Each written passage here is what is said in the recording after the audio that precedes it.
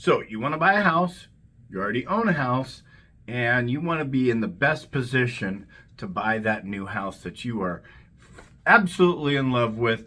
How do we do this? What is the best way to go about that? Well, there's a few things that we're going to cover in this, but primarily we're going to talk about your home sale contingency. Now, I've talked about home sale contingencies in the past, and one of the big things you got to understand is the different levels of home sale strategy.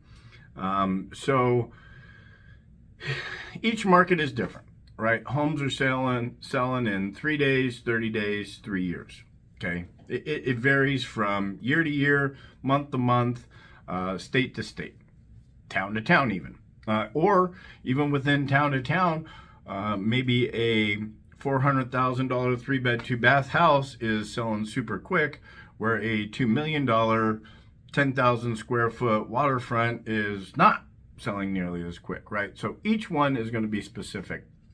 But you found that next house and now has room for your growing family, or less room because the family has moved on, or it finally has the view that you like, or whatever, and you want to be able to write an offer that's contingent on your home sale, and you want it to look as good as possible. Here's a couple of stages of home sale contingency. If you're writing an offer for another house and your house is not on the market, that is about as the lowest level of home sale contingency as you could write. Follow through with me here. If you write an offer and your home is on the market for sale, that is a little bit higher of a home sale contingency. If your home is on the market and under contract, that is a much better position to be in. And if your home is on the market, under contract, and it's gone through the inspection period, that's about as good as you can get without actually not having a contingency anymore. So why do these things actually matter? It's because the seller does not want to pull their house off the market and wait for your house to sell. So if it's not on the market, one of the best things that you can do is prepare your home for sale prior to finding that ideal home. And preparing your home for sale doesn't mean just cleaning the house. I've helped people quite a few times where we are proactive.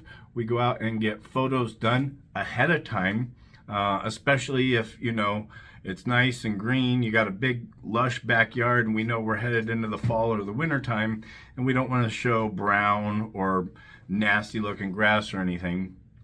But having those photos can be a key player when you're writing the offer and going, we're ready to go on the market tomorrow or in 2 days, or whatever that case may be. Now, secondly, the seller wants to know that you're going to be reasonable about putting your house on the market. So if your house is valued at $600,000, the selling agent can give the seller that information. They can do comps just like they did on the house that they're selling, and they could say, well, that house over there on 123 Main Street is worth about $600,000. So be prepared when you're writing a home sale contingency for the seller to ask, what are you going to list it at? And you need to be, if you want that house, you need to be ready to have an attractive price or an aggressive price.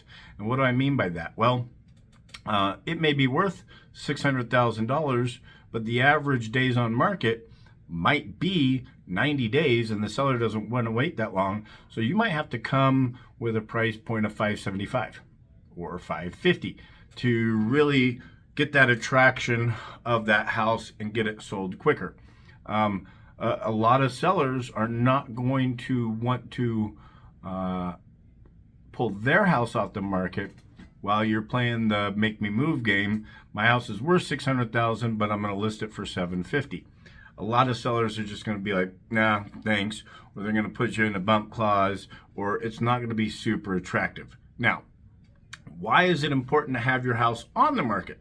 Well, now they can see, okay, well, we thought that that house was going to be priced, was going to be valued around $600,000, but man, you haven't had any showings in 4 weeks.